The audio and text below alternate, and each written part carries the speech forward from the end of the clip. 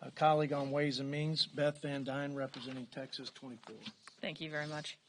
From day one, through purposeful and persistent actions, the Biden administration has shredded meaningful and effective Trump-era border policies that were actually working. And rather than having nominal control and far less illegal immigration, they've created a national security and humanitarian nightmare.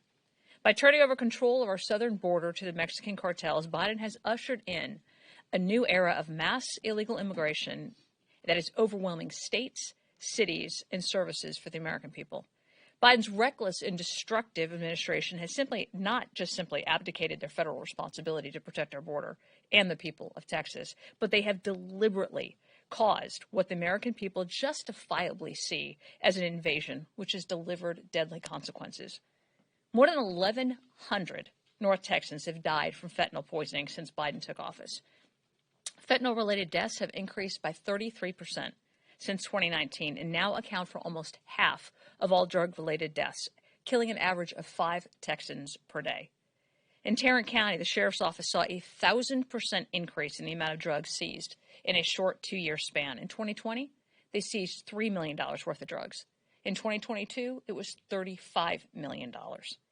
I'm proud of the state of Texas and Governor Abbott for taking the mantle of leadership to fight the Biden border invasion with every resource and constitutional authority they have. As we rightfully noted in this amicus brief, Article 1, Section 10 of the Constitution ensures states have the ability to defend themselves in the absence of the federal government and when a real and imminent threat is presented. Sadly, we aren't seeing an absence of the federal government, but with Biden and Mayorkas, the federal government is actively working to support, fund, and facilitate not just this invasion, but the operations of Mexican cartels who are wholesale killing and enslaving people all across our country.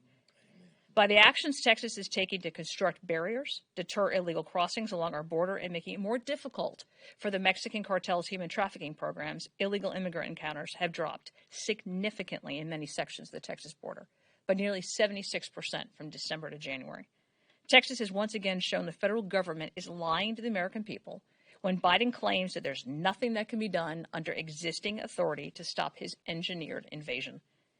The American people stand with Texas in our fight to protect our state and the Union.